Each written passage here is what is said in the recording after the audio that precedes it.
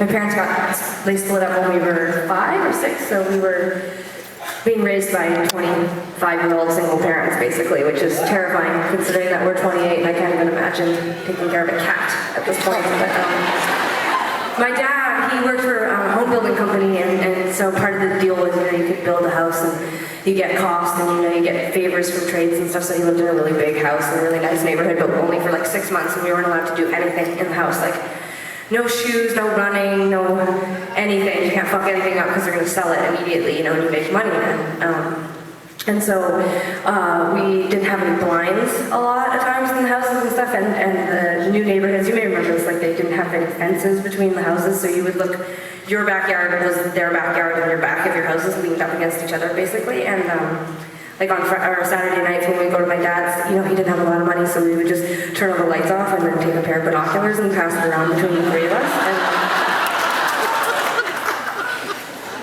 And we weren't sad. Like we were like, oh, we have to go to Dad's and we're poor. We were like, Dad's rad. He lets us do really fucked up shit, like look in people's windows and binoculars.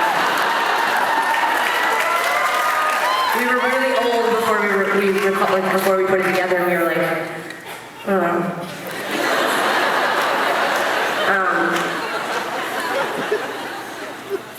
Another fun activity was he would take us, to the river. We grew up in a place called Calgary, and there's like a bunch of rivers that run through.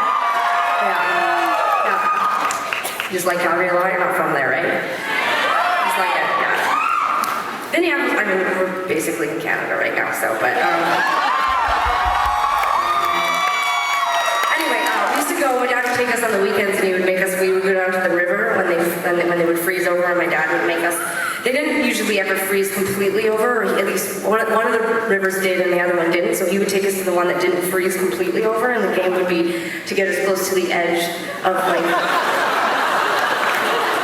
like basically it would freeze on both sides on the land, and it would freeze together, and then there would be like the river still rushing underneath in the middle, and we would just like...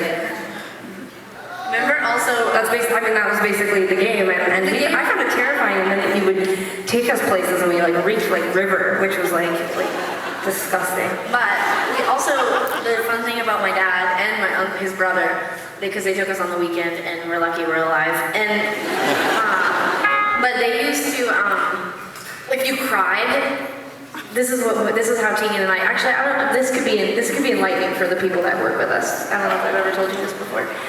But when you cried, that didn't get you out of it. In fact, it just enraged them, and it made them want to make you do whatever they wanted you to do. Like, for example, a lot of these people are like, we love to get enraged about things and force people to do things like that.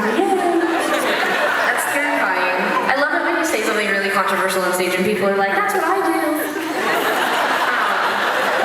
Or that happened to you.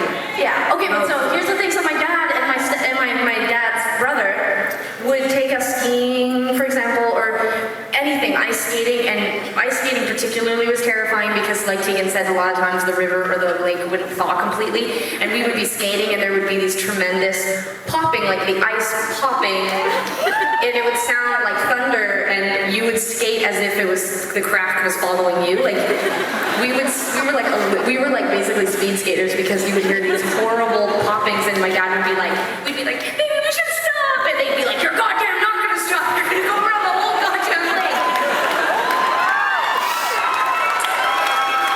I'm not crying right now, I'm just telling you how awesome our childhood was, because it was awesome and it was fun, and we didn't cry. We learned not to cry because if we cried, then my dad thought that was another way of us having fun, showing that we were having a really awesome time that we were gonna remember forever.